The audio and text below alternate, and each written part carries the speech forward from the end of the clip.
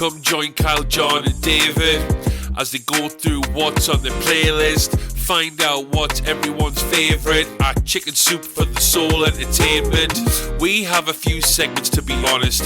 In and out points, no celebs and the gossip. Back in time where we're talking about the big M's, coming attractions, what the cue. Quick checks, who'll be laughing? You abundantly. Welcome to Dual Redundancy. Yes, welcome to Dual Redundancy, the only podcast where you can hear all latest in television, entertainment news with too many else with exactly the same opinions. I'm one of those hosts, David Allen, and another one is John Burke, and a third one is Kyle Bridger. I would say that I am Ripley to John's the talented Mr. Ripley to Dave's Ripley's Believe It or Not. That's what you are, buddy. I'm not believing it. We're three very tricky individuals. I'm surprised I'm not Dickie Greenleaf or one of the other aliases that Tom Ripley goes by in Ripley. Yeah, we're going to talk about that.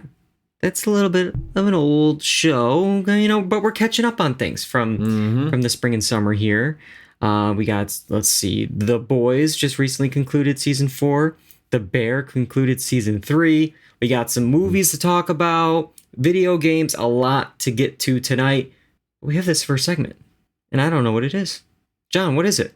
In and Out Points. In or out.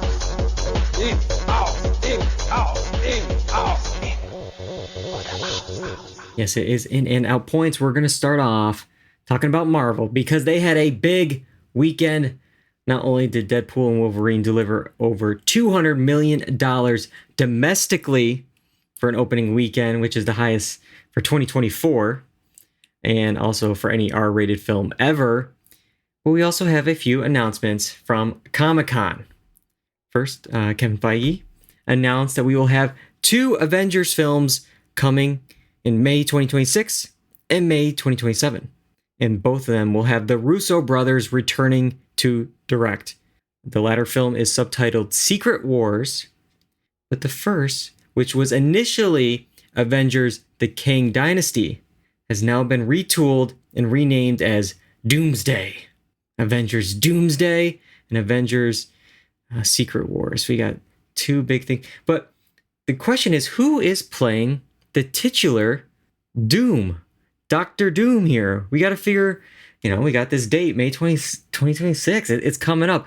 Who could they get to play Dr. Doom? And they announced that they have that person at Comic-Con. A hooded and masked man came up, and the room erupted when they saw it was Iron Man himself, Robert Downey Jr.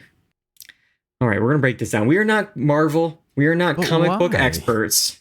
We're going to start that off right there. There's probably some dark, way back when lore of one episode in this thing. We don't know. Well, send all your complaints to David personally. No, please. do not. It says I'm at Eastwood McFly. I'm actually at Geromatic. They're all mixed up this week, so just keep that in mind. No, we're going to figure this thing out here. Robert Downey Jr. is coming back to Marvel after playing Iron Man, after, snapping his fingers and ending Endgame. What do you think about this news, Kyle? Start me off. This casting choice. Is it at all related to the Iron Man character? Maybe. I know that. I mean, here's my thing: is if it's not, because I don't know anything about the. But if it's not, why would? If I'm him, why would I come back? It feels like a thankless. Like you're going back to high school to get back to cool, good times. Yeah, it's only going to ruin my legacy or ruin this great thing that I had with fans who think I'm one of the best Marvel characters or the actors to create come out of the Marvel characters. So, it's a confusing one for me. Maybe he just likes the payday. I mean, who doesn't? Yeah. But I'm going to be interested to see how they work this out. But to me, it's just weird if you start getting all the same actors to now play it's like hot potato theater, or musical chairs with the characters. It's just like, even furthers this, like, why am I investing in this world? I don't know. It's just so silly to me. It's not like there's a shortage of talent anywhere in the world. I that know. Nobody else I can know. play this person, you know, like what? Why? Yeah. They didn't ask us. Like the Russo brothers make sense to come back. I mean, they haven't found much actual success outside of Marvel since Endgame. If you look at their projects, you know, movies, TV, they haven't been really hitting the success that you know, the Avengers films did. But Robert Downey Jr. is such a strange one because, you know, I saw this one report that from all of his Iron Man appearances, he's earned like some crazy amount, you know, percentages and back end and all these things where it's like over $450 million from just Iron Man alone playing him in films. So does he really need more money? Like you don't need it. So it's just like, why do you need this? Because in the Oppenheimer press tour that we got for like the last year, he kept saying how he was like shackled by Marvel. He needs to be an actor again. He needs to spread his wings. He needs to, and, you know, it's like, okay, he did that. And we awarded him an Oscar. And then he's like, psych, I'm going back. It's just like, I like this adulation. Like he milked it when he was on stage there. He ripped that mask off and he milked it, and he likes that kind of adrenaline of people just cheering for him, and that's you can't put a price tag on that, and Can't do any better than an Oscar, so he's back. Like, what's the deal? But I mean, he's in the he got an Emmy nom for the Park Chan-wook series. I'm forgetting the name, The Sympathizer. I think he's like on Broadway, or maybe he has some kind of Tony something or other that he might be eligible for. So it's like, yeah, he's collecting all the rings like it's the Infinity Gauntlet here, but like, I guess he needs. He wants to go back to where he was a star, the main star. But it's further strengthens the idea that he is just the Iron Man character, the guy who, you know what I mean, the character in Iron Man. If he likes that adulation as much and everything like that. But yeah, I don't understand why you come back to this world, especially like you said, he was saying things like, I want to be an actor again and all this stuff. So it's just so silly. But again, let's like the world. What is this? It's like, so how do you reconcile this as a fan? There's a couple of things. I mean, so Dr. Doom, I guess, wears a mask. So maybe it's mostly voice work. So he's going to probably get paid a crap ton of money. Even be in more the voice booth. He doesn't even have to. It's like the Mandalorian. He doesn't even have to be there. Yeah, even more reason to go with what John said. If it's behind a mask, then get somebody else who you can. The only caveat is I went down the internet wormhole here.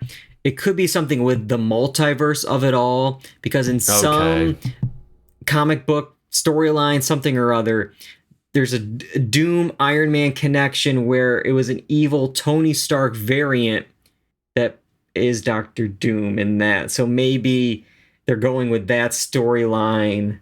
Okay. With that. But it's just, okay, like, go ahead. Like, I don't know. It's just, it just seems like there's so much other talent out there.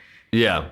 To go this way. It seems very mixed. I'm seeing like online, there's a lot of people that think this is, you know, some people are excited and some people are like, huh, really? Like, who else? I mean, there was this great thing at when they were like announcing it and like, you know, the build up to it. You like people are like, oh, who is it? And you could hear like silence before it was announced at Comic-Con, and you hear one person in every single audio clip go like, Jared Leto. And then he reveals the mask and it's not, and everyone goes crazy. But it's just like, but they were like, well, yeah, we had to get the greatest actor to do this role, and somebody's like, Jared Leto? But I mean, this is more of a thing of like, I feel like with the Marvel universe, them not waving a white flag, but understanding that the popularity has been down for several projects, and we may need to go back to the well to kind of boost popularity again.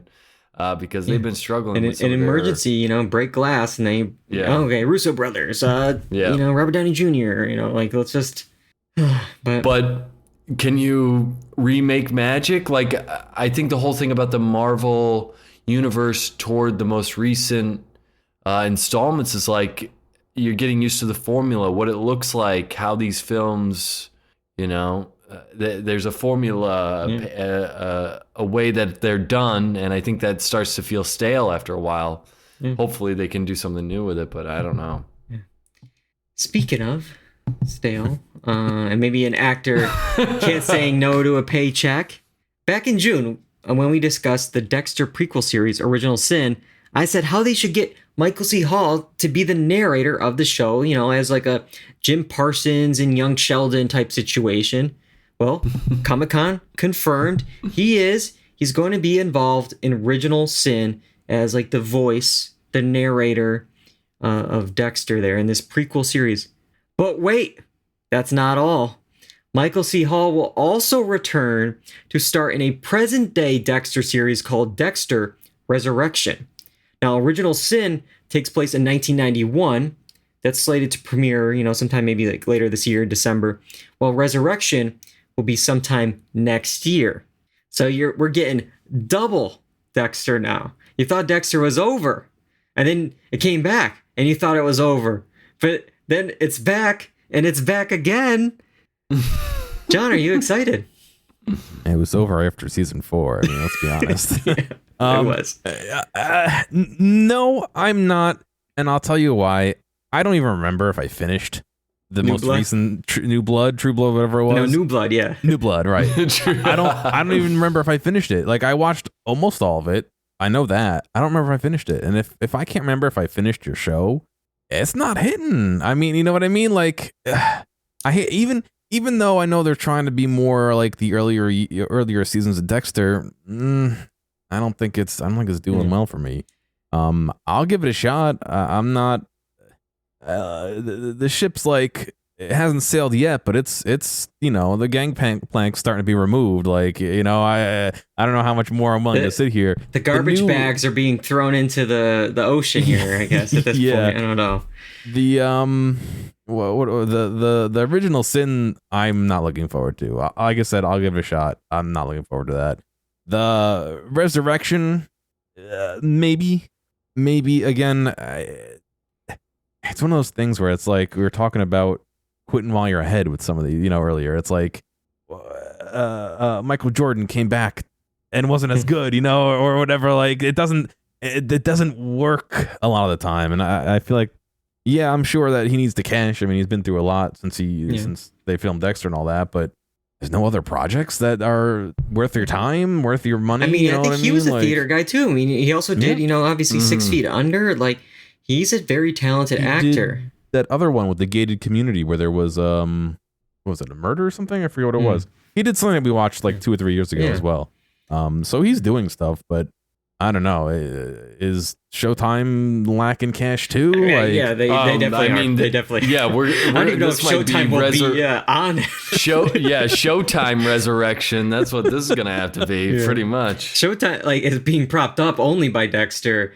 I mean, on the bright side, at least with this series versus Original Sin, it's like Dexter is Michael C. Hall, and he's in this. Like, it's like, okay, perfect. Like, you got the two together.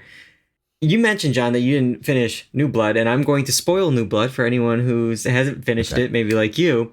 But the question I have with Resurrection is, how is this even possible after the ending of New Blood? Because Dexter's dead. like, not just seemingly dead. We saw him bleeding out in the freezing cold, but at the time, creator and showrunner Clyde Phillips confirmed and said straight up, Dexter is dead. Like, that was the quote. Resurrection, baby. Yeah. This all takes place 5 minutes before he died. That's the whole season. Yeah. Just going to squeeze it in your there. mother of it all. But and then Variety asked during Comic-Con, asked Michael C. Hall, how is he back after it's been confirmed? And he said, quote, was it? I don't know what I'm authorized to say other than it's really cold out there. Which also is like, that doesn't make any sense, because if it's really cold, you think maybe you're freezing to death. Like, it's like, no, not freezing to death, frozen in time, and then he comes back. Yes, cryogenically frozen, the Austin Powers action. Okay, exactly. I just know, initially the plan was for a Harrison spinoff, but everyone hated Harrison, specifically New Blood, so much. Yeah. So it's so wait, is he back? Is Dexter back, or is he a ghost for Harrison? But it is called Resurrection, so maybe Dexter is alive. It's just like, is this going to be like one of those the 90s show thing where he's in the first episode and then he's not in the rest of the, like one of those things? I hope not. You got Dexter in the title. It better be Dexter. Maybe his ghost is going to take over Harrison's body, and they'll do like the ADR to make it sound like Dexter's talking, but it's really the kid. I mean, like we joked, but like Dexter, the original sin should be Dexter, Michael C. Hall in that wig from this Dexter series. Like, who cares? Like, make that a mini series, like 5-6 episodes, and then use that to launch this. Use some AI, de-age him. Who cares? Don't even age him up. It doesn't matter. Like, but they did release like the opening credits for Original Sin, and it's pretty much like reshot like additional material from like the original. So they're almost doing like the Game of Thrones House of the Dragon type thing. Remember season 1 where it's like the same theme song, and like this, it's like you got the mosquito, and like young Dexter getting ready for his day and stuff like that. So. A little bit of a remix, but I thought that was a good intro, but I don't know if I want to redub. See it again. You know what I mean? No. It was funny the one time that he was having a bad day where they filmed like the bad version of him getting awake. That was a good start, but like a whole new show worth. Man. They should at least done it for New Blood, because New Blood didn't even have an intro sequence, and like you're in a different setting. You get the the with the snow boots. You could have had a whole thing, but like him chopping some wood, doing all that stuff. That would have been nice. But. Oh wow. I guess we'll wait and see with Dexter Resurrection. I mean, we went from Miami to upstate New York, so like, where's the next one going to be? I don't know. Well, let's talk about one last thing here. Nothing to do with Comic-Con. We're going to talk about sports. We're going to talk about the NBA, because they have reached an agreement with Disney, Comcast's NBC Universal, and Amazon on 3 different packages of games, ending its nearly 40-year relationship with Warner Bros. Discovery's Turner Sports. This deal with those 3 companies, this 11-year deal, is worth nearly $77 billion. And while, of course, Disney, NBC, and Amazon are quite happy with this deal, Warner Bros. Discovery is not. Warner Bros. Discovery had the right to match an offer as part of their contract, and while they claimed to have done so, matching the $1.8 billion per year that Amazon offered, the NBA instead still went with Amazon, forcing Warner Bros. Discovery into a lawsuit. And I got some statements here. I'll read them, and then we can get some thoughts about this whole thing. TNT Sports said, given the NBA's unjustified rejection of our matching of a third-party offer, we have taken legal action to enforce our rights. We strongly believe this is not just our contractual right, but also in the best interest of fans who want to keep watching our industry-leading NBA content with the choice and flexibility we offer them through our widely distributed WBD video-first distribution platforms, including TNT and Max.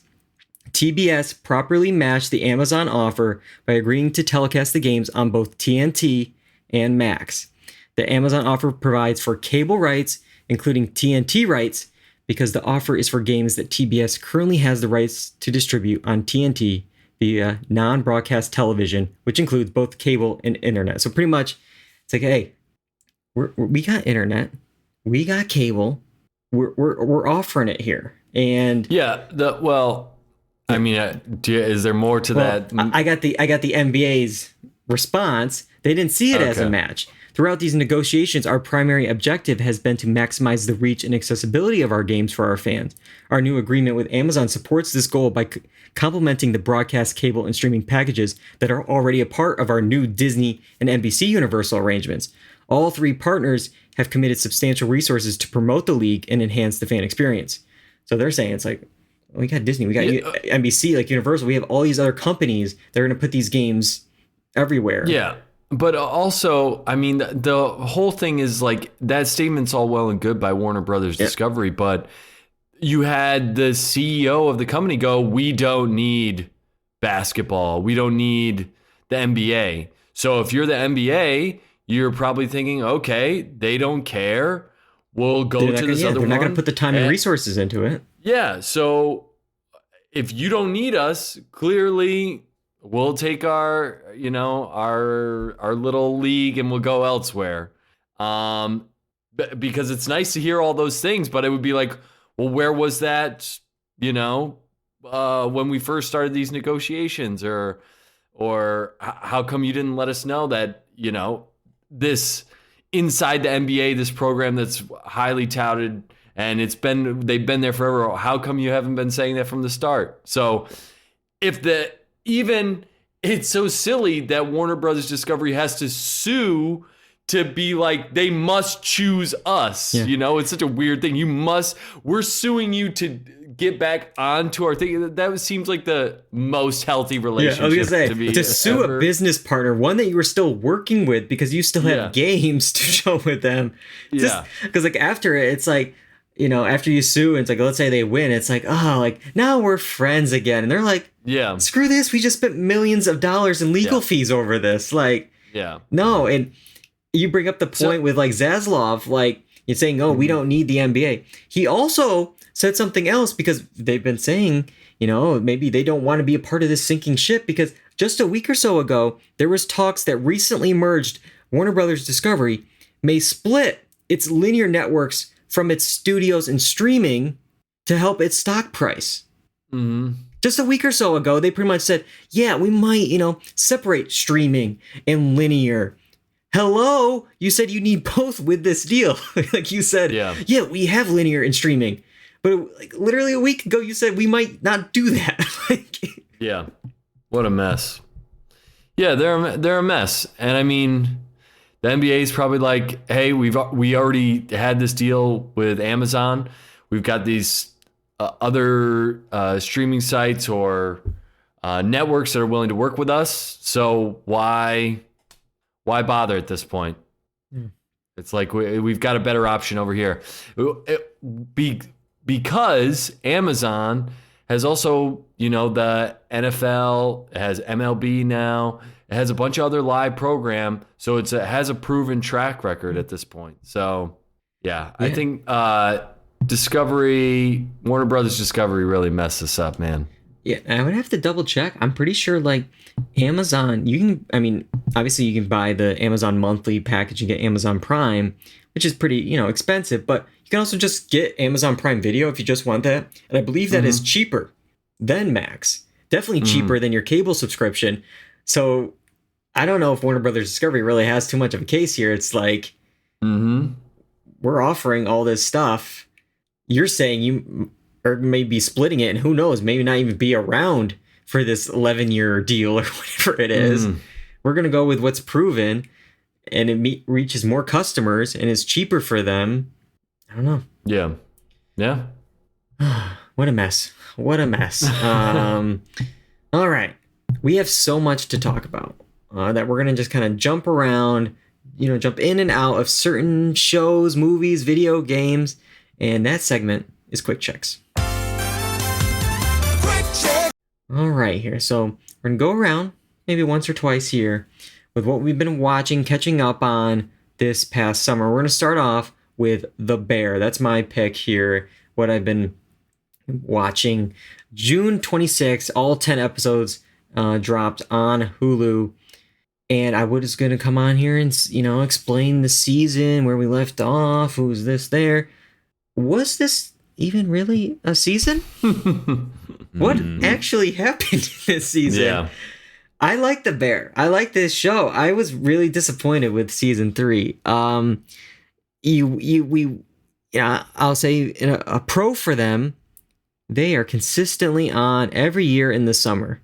Unlike Severance, it takes 3 years, 4 years, whatever it is to get on. House of the Dragon, number of years.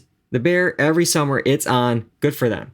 But man, I waited to see what happened for, Takami after being locked in the freezer at end of season 2. Where are we going to go in season 3? And, we got a premiere that was very stylized, Carmi's state of mind.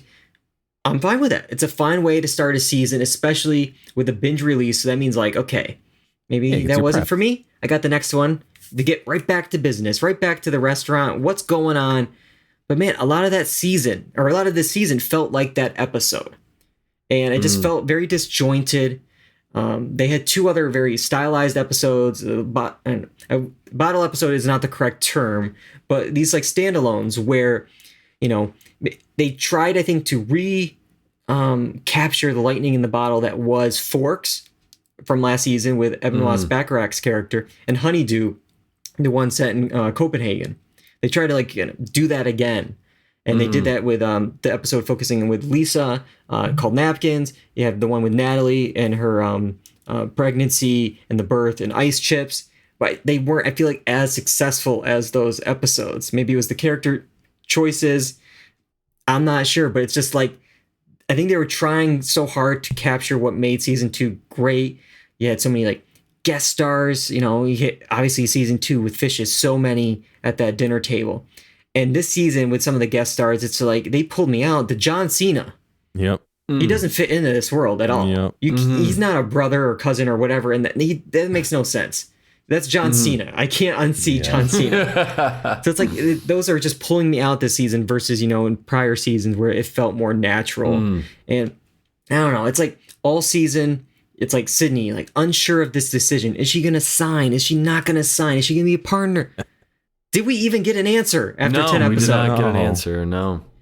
All season, we're worried about this review, and we're getting these flashes in his head. Oh, is it good? Is it bad? Is it good? Is it bad? And all season, we're worried about it. And we get, I think at the very last second of this episode, it comes in, and it was so many flashes that it seems, it seemed mixed. Just seemed like, it's really good, but it's also inconsistent, but he's a genius, but also a little crazy. It's like, yeah. Yep. So it just felt very we finished the season. I'm like, all right, I'm ready to start. It's like, oh, I got to wait now a year for the next 10. And I think the creator has said he's had a 3-season plan, but then it became 4 seasons. And probably the success of the show, Hulu, Disney, whatever, was we got let's keep this going a little bit here. And Evan Moss Bacharach said, we shot season 3, season 4 back to back. So they're probably already shot, at least most of it. And I feel like we just had these 3 seasons, and we took this 3rd season and we just stretched it into 2 seasons. And it's that's why it feels disjointed. It feels like nothing really happened. And it's just tell the story that you want to tell. I'm sure if the creator, especially with the cast, hey, this is it. This is all we got. Do you want this show to suffer and not have the quality and have that bad taste and be a Dexter or, something like that? Or do we want to go on a high note and be man, these 3 seasons are the best 3 seasons? I'm sure they would have said, 3 seasons. And I don't know, you see it with some of the chatter online. I think it'll still do well at the Emmys, but I don't think it's going to have this inverse issue. We talked about it in our last episode where season 2 is the one up for Emmys in September. And when season 1 won all those Emmys last year, it was helped because season 2 just was aired. So it's ooh, this is really good. Season 2 is good. Let's vote for the bear. Bear, bear, bear. This time, season 2 is up for Emmys, and that deserves a lot of Emmys. But season 3 is what's in people's minds. It's oh yeah, wasn't that good this season? And so it's this weird timeline of things. So yeah, we'll have to wait and see. And I know I went on a big rant on that, and I think you guys are hearing you agree a few different points here. But anything else that I missed, Kyle? You agree? Disagree? Yeah, I agree with most of what you said. It was a huge tonal shift. The first 2 seasons were much more fast paced, and we're in the kitchen and we're, feeling the things that the chefs are feeling. And now this was we're slowing it down. And we're spinning our wheels when we slow it down because we're not even using it to build anything with the characters because Carm and the girl he was dating, they should have had some discussion at some point. Nothing resolves there. Nothing resolves with Ayo's character there. So it was kind of very frustrating. And I thought the season finale was pretty bad considering we're at this fine restaurant that's closing for a colleague of Carm's. And we have Evan Moss Bacharach, who was there a week, would be nothing in the whole arc of this restaurant being open. And it's just we're just shoehorning all these things in. it's still popular based on the celebrities that want to be a part of the show, you know. So I think it might still do well at the Emmys, but it was a real missed opportunity this season because, like you said, a whole lot of nothing. It's cool to be in that world, but that can't be the only thing that we're there for. We need some storylines here. Definitely. John, I think you just recently binged this thing. Yeah, I watched it over the weekend. Yeah, what did you think? I agree. It definitely doesn't feel like it did in season 2, and what made those couple episodes special in season 2 was all the other episodes were you were flying. You know, there was all this drama. It was not that they kept it light, but it kept moving. You know, you're on your edge of your seat, and then you had 1 or 2 episodes that was just like, oh, wait a second, you know, clear everything off. We're doing something different. Yeah. And you can't just make a whole season worth of something different like that. It just doesn't work. It's the Atlanta season 3 of it all, maybe a little bit of that. Yeah. But so I didn't think it was bad, but it wasn't the Bear. Yeah. You know, it was just kind of like these would have been, again. I don't want to say web series, but these would have been a cool you know, here's a special episode about you know, the past of this person, or here's a special episode about blah blah blah. And that's not part of the season. It's just a little background, you know, something cool for the fans. It felt like misplaced as a whole season. And I think if they had kind of sprinkled in probably what is more of season 4 and distributed that and mixed all the seasons around between 3 and 4, it probably would have hit a little bit better. I mean, the only thing that really happened in this season was the pregnancy and the birth. Everything else feels like it was just past stuff that they're saying, oh, hey, here's some background on this character. Again, it wasn't bad, but it didn't match what I would expect of pacing and showmanship from the Bear. I agree. Sounds like a mixed review. Add that to your list, Carmi. Oh, boy. All right, Kyle, what do you got for a show to talk about? So I believe I'm going to be talking about Ripley right now. I recently tuned into this. I binged it quite quickly. I was initially not going to watch this because it seemed too heavy, too dark. Didn't know if I could really get into it.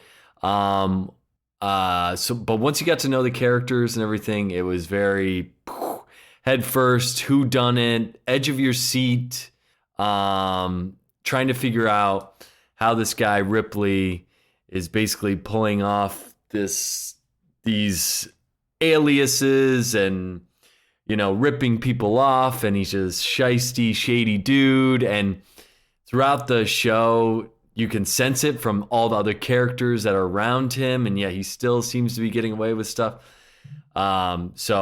This show was very well done. The production design was phenomenal. We're in Italy. It makes you want to be there. The acting is great. Andrew Scott plays Ripley great. And just the cinematography, just some of the shots are phenomenal. And even the editing and what they do with the sound, because there's one time I was watching, they're creating tension of him coming out of the train station, and it's really, if you look at the images, nothing is happening here, but they're building so much suspense just in the editing and the sound. It's just overall very, very well done. And I will say, if you're kind of cringy or prone to anxiety, this might be anxiety inducing because it's how is this guy getting away with all of this? And I don't want to spoil anything for anyone, but I really, really needed something bad to happen to this guy. And the fact that it didn't is just crushes me, man. The fact that he he got away with it all is just a little frustrating. So at least seemingly, yeah. Yeah. But I will say they did pull off the ending with because I needed the cops or somebody to know that they messed up, or just look at the photo. The whole thing was you can't do this in 2020 or even the 2000s. It's this is set in a specific time period for a reason. I agree with you. I was initially worried about the black and white of it all is going to be artsy and too slow and this and that. But then I was in Italy, and we were being toured around along the Amalfi Coast, and somebody's like, our tour guy was like, oh, they just shot a Netflix series Ripley in this town, and I was like, oh, that's cool. And like, so when we got back from Italy, like, let's check it out, maybe we'll recognize some stuff. And yeah, I fell immediately like into this show. It's tense, it's beautiful, it's thrilling. There's a different tone of it from the movie, because it's like definitely darker and more like noir than the film was. Maybe not like goofy, but like a little more lighter. I feel like, it's Catch Me If You Can, kind of like we're getting away with it kind of thing. But there's also some changes from the movie that kept me guessing as well. Andrew Scott is so good. So good. I'm really hoping he can win an Emmy. He's up in the Baby Reindeer category in the limited series, but hopefully they could spread that out, maybe give writing to Richard Gadd. Andrew Scott can win for Ripley. And then some of the other nominations, it definitely, as you said, production design, cinematography definitely should win. It felt like of a time period. Like, it really felt like real livable spaces. So, yeah, I think I would definitely recommend it. It sounds like Kyle definitely does too. Yeah, highly recommend it. Cool. And it's on Netflix. John, what do you got? I got the next season of The Boys. So this came out, I guess June 13th. It says it right there on the screen, and it was your typical, I think, 8 seasons of a episode. Yeah, episodes. Yes, thank you. Sorry, I got a phone call. I'm like distracted. It's all good. It's all good. So I've been seeing a lot of people saying that they didn't enjoy this season. However, I enjoyed this season. I wouldn't say that it was their best season so far. I think the same thing that was happening to the Bear is they're kind of pulling that taffy a little bit, trying to make it an extra season, unfortunately. But I feel like we did get a little progression. We were able to dive into some of the the boys' characters' backgrounds a little bit and kind of check in on what's going on their lives. It wasn't nearly as crazy as the Bear did it, but they were doing it in this season, and I didn't mind that. It's nice to give the characters a little bit more life. We ended with a little bit of a surprise. If you watched Gen V, there's some characters from there that came over and ended the season on an interesting note. But yeah, overall, I thought it was pretty good. I enjoyed it. I like the show, so I'm glad that it's not over. But yeah, you can definitely tell that it's not as concise as they probably could have made it. I think they're additionally working on a prequel now, or they announced a prequel. We'll get to that. I got some thoughts on that. Yeah. So there's a little spoiler for one of our discussions in the future, but yeah, I don't know. If you like the last couple of seasons, I would not hesitate to watch this. If you like Gen V, I wouldn't hesitate to watch this. I don't want to discuss too much of what went on. Very, very much tapping into what's going on current day in the political world, for better or for worse. Some of it you can tell is parody, and some of it you could tell is just like they're kind of just straight ripping what's going on right now as commentary, if you will. But there's a lot of stuff that you can parallel with what's going on today, and so that's the stuff that really didn't like. It was. And we talked about it when we talked about the premiere, but I feel like we even got more of it in these last few episodes. It was like too on the nose, where it's like you cross the line where it isn't like satire anymore. You're just like redoing it, and it's like the final season of Veep. And that was the issue they had, because it's like, how do you make fun of the wild world that we're in? But it's like you were doing it so well until now, and now it's just like all right, we get it. Like he's Trump, like. Oh, you're mentioning Jewish space lasers, the January 6th attack, and you end with "Make America Super Again." It's like, all right, like you're hitting us over the head. We get it, like, but it's also just funny to me that like the show, and you mentioned it, John, is how it's become like what it mocked for so long with like the cinematic universe of it all, and like the cash grab sequels and prequels, and you got to have the this and then that and then this spinoff. And it's like, you got Gen V, you got The Boys Mexico. And it was announced, as you said, they're getting a prequel series with Soldier Boy and Stormfront. So it's just like, this thing is just going to be expanded because it's so successful. I mean, yes, I get that they're becoming what they are making fun of, but at the same time, like, it's kind of almost commentary on themselves too. You know what I mean? Like, you could wrap it up in a different way, but yeah, I don't know. If those things are at the same production level as this and the same vibe, I'm okay with that. I mean, we got Gen V, and I really enjoyed that, even though I went into it being like, do we need this? And then I came out being like, that's pretty cool. So again, if it makes sense for the world and they're doing it right, I'm into giving it a shot. You know? Yeah.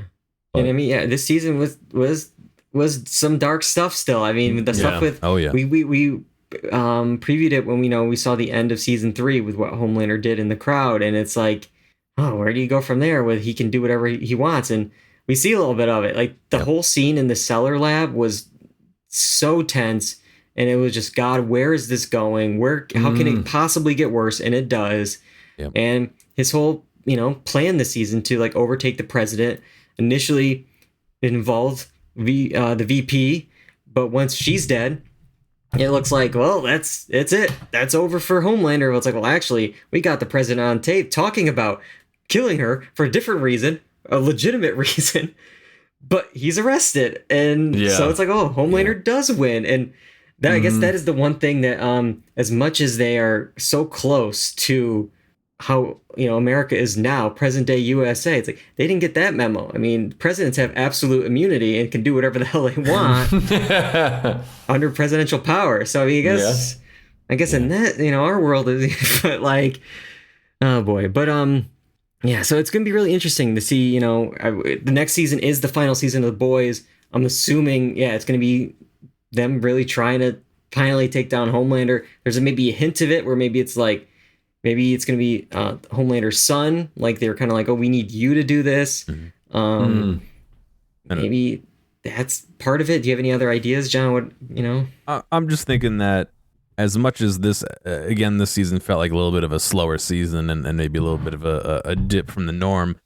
The last episode, at the very end, they kind of hit the accelerator hard, it feels like. So I'm hoping that we get another season where it's just jam-packed and, there's no... Not that I really liked some of the side stuff they did, but I wanted them to laser focus on the finale. You know what I mean? Like, I want everything to be building towards that instead of kind of like a mishmash of all the stuff that we did this season. Again, like I said, I enjoyed it, but you can tell that it's 3 seasons pushed into 4. So I think they need to sit down and focus and really, every week needs to be a little progression. Whereas if you think about what changed between last season and this season, there's only a few minor details, that of things that changed. So I would like to see a little bit more focus on the main story.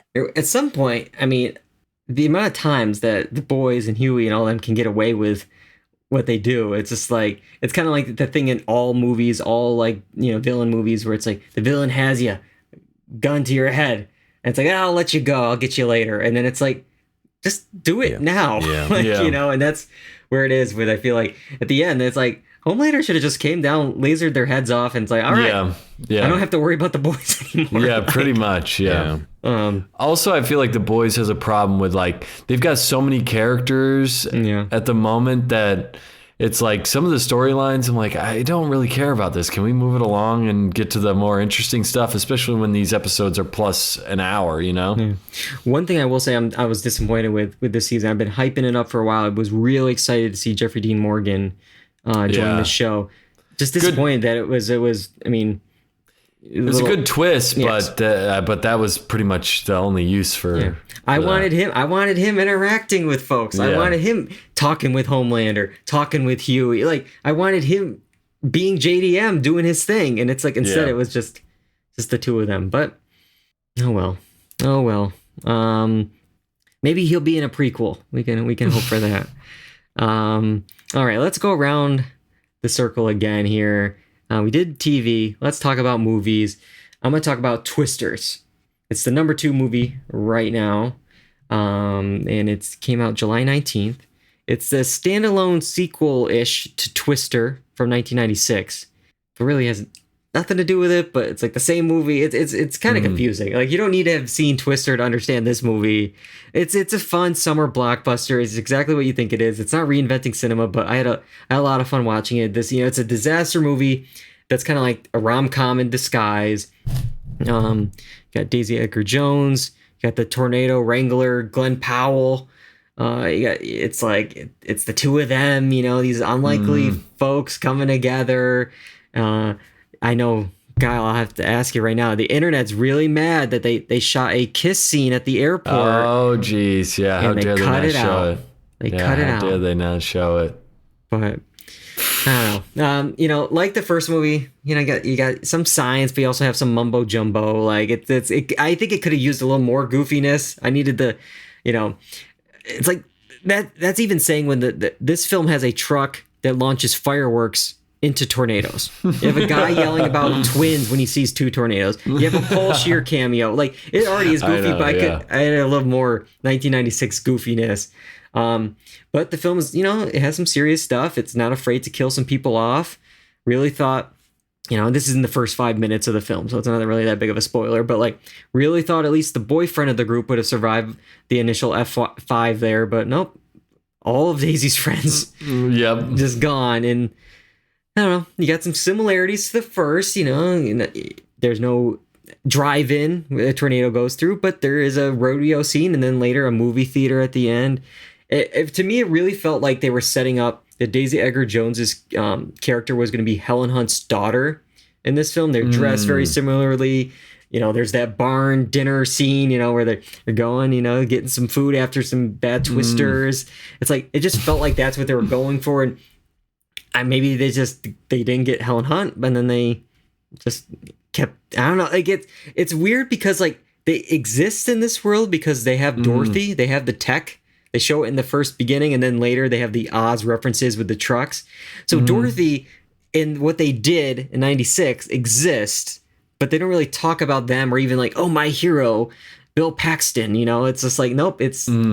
And maybe it was just because it was like, it would be too sad, to have Helen Hunt there without like Bill Paxton and Philip Seymour Hoffman and those folks. Like, oh, you have one and not mention the others and what happened to them. Maybe that's what they decided with that. But I don't know. I think they could have at least tied it in. I always complain where it's like, oh, Easter egg. It's like, I feel like there could have been a little more connective tissue between the two films. But I know you saw it too, Kyle. What do you think of Twisters? I thought it had some good action sequences. I liked the visual landscapes and almost paying homage to like these flyover states that a lot of people don't really like love or really think about when you think about like America, but like that's those shots, the drone shots over top are really, really cool. I thought there was some majorly cheesy dialogue. And I like Daisy, what is it, Ridley Jones? Or Edgar Jones. Daisy Ridley is Star Wars. Yeah. Daisy Edgar Jones. Her acting is great, but her accent was all over the place. It was all over the place. I'm pretty sure you're Irish or something. Can we also talk about like how Glenn Powell, like, his character was like, city girl. Like, where are you from, city girl? Like, because she says New York, but it's like, she clearly has an accent. Yeah. That's like from, the Midwest or something, or she's trying for that. So it's like the whole time he's like confused. Wait, you're not from the city? You're not a city girl? You're from Oklahoma? It's like, yeah. Like, what do you think? And the other thing is like, she's supposed to be like the scientist, right? And she's like very... straight-laced and trying to figure out all these things. How am I going to save these people? How am I going to do that? And then we get this, like, she's already got chemistry with Glenn Powell. It's already happened. Then we did this, like, weird rom-com montage where she's like, oh, I'm just, like, doing this stuff and just, like, and I'm like, this is not this character. Why are you forcing her to do this? Like, this is so silly. It's like they already had chemistry. You don't need to have them get chemistry. They're already there. Like, so that was just like weird turn for me. They didn't kiss though, so I don't know how romantic they are. So I know. But then also the other thing, I thought it was hilarious. Literally, Glenn Powell's character shows up everywhere. Yeah. Everywhere. And Daisy Edgar Jones is like and he's in the barn. She turns around and then not acting like it's not weird that he's just right He just showed up. Yeah, he's everywhere, dude. He's everywhere. But, you know, it was fun. It was silly. I think the original is probably better in my mind, but Yeah, there's something about it. You can't like recapture that charm. I mean, this was definitely a fun blockbuster to see in the theater, you know, and have that experience, you know, with popcorn and soda. But like, yeah, it's not reinventing anything. It's just a fun little movie. All right, Kyle, you saw another movie. We actually saw this one together a while ago, last month. But what do you remember about the Bikeriders? Bikeriders. You know what? All I have to say about this movie is like it's perfectly fine. Like it's a decent movie. I think of like a TNT movie on like a Saturday or Sunday. Like that's where I would put this. I think Tom Hardy was good. I thought all the acting was good.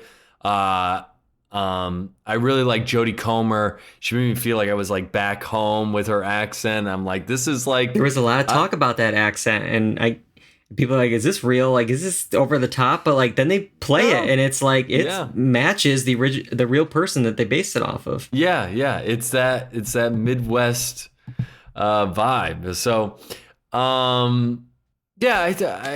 mean, it was perfectly fine. The whole thing is like there's no real, and I think we've talked about this before, but there was no real story to it. It's like we just got thrown in this like slice of life. Like this is how it was with this gang, and then it just went to crap.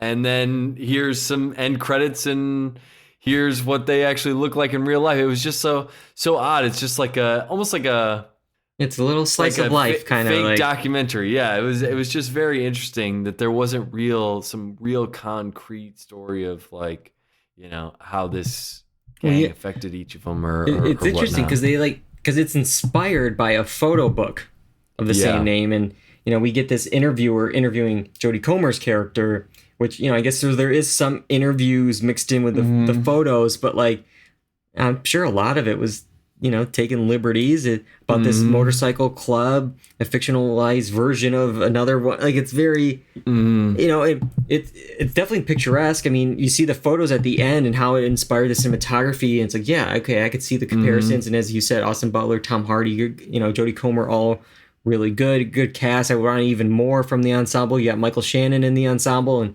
I didn't get enough of him. But yeah, it's just it's like this could have been something. Yeah, this could have been something more. Like this could have been more of an Oscar-y type movie, but it doesn't feel like that. Yeah. Like it's not at that level. But it's perfectly fine. Yeah, it's interesting. It came out in theaters June 21st. It's gonna be on Peacock on August 9th. So just a few days from now. Yeah. So there you go. If you want to check that film out, the Bikeriders. John, just a little bit of time here. Finish us off. What do you got for us? I know we did movies, we did TV. You got a game, right? Yep, I got a game. So the game I'm looking at is called Backpack Hero. It's been something that I've been playing on my own as well as streaming a whole bunch. So I'll make sure that there's a playlist for you in the show notes somewhere. But basically, this is a small little turn-based fighting game where you use the items in your backpack to fight the enemies in front of you. And then after you defeat them, you get the choice to take certain items and you can kind of mix and match what you have in your bag and use that to, you know, move on to the next fight. So you start off with a relatively small backpack with a couple items in it.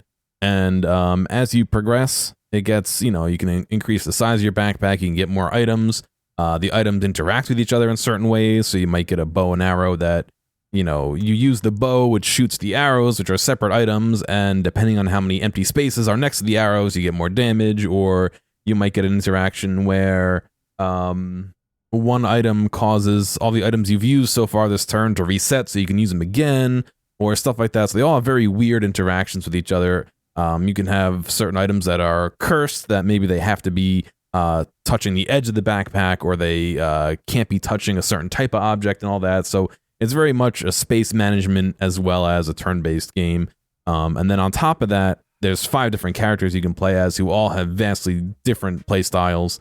One is kind of just, you know, straight up. The one that's on screen here is someone who gets a lot of different pockets. And so items can interact with the other items. You have one that is magic-based, one that's kind of like almost electric circuits, one that has pets, which each have their own backpack. So It's very intricate, and it kind of itches that little part of my brain that it's both a little bit of a fighting game and a puzzle game. So it's pretty cool, and I've really been enjoying it. I think it came out on PC and on the Switch and maybe PlayStation. I'm not 100% sure on PlayStation, but it definitely came out on the Switch. So definitely one to pick up if you're into that kind of little turn-based battle and stuff like that. And you know, you have all these different things, and then you have different types of runs you can do where maybe you have one where the backpack won't grow any bigger, so you're stuck with the starting backpack, or every turn you have to place a certain item in a different slot, and you can't put it in the same spot twice, so it constantly forces you to be reorganizing everything in your bag and all that. So it's very interesting, very tickles that part of my brain, like I said, that likes these kind of puzzles. So pretty cool. Yeah, definitely. If you have a playlist, we'll add into the show notes so people can get a sense of how it plays out from your Twitch streams. Cool. All right, we did it. That's all we got. We covered the summer. Movies, television, games. Nothing else came out this summer. Nothing to worry about. Now, if there's a few other things going on, and we'll talk about it when we come back in August. See, we're going to finish up House of the Dragon season 2. We'll talk about that, and then season 3 of Industry starts right after that on HBO, which includes Game of Thrones star Kit Harington this season. So we got House of the Dragon, we got Industry. We'll talk about those in August, and you can find those episodes on YouTube, Apple Podcasts, Spotify, the blog, doorduncy.com. We are live on Twitch, twitch.tv/doorduncy, and on YouTube at the same time. You can follow us on Twitter, Instagram, and TikTok at doorduncy. Got to thank both you guys for joining me tonight, watching all these movies and shows. John directing the show, putting it up on Apple Podcasts, on YouTube. I couldn't do it without you guys. But all right, until next time, I'm David Allen. And I'm John Brewer. And I'm Kyle Bridger. And that's all we got for Do or Duncy. Goodbye, everybody.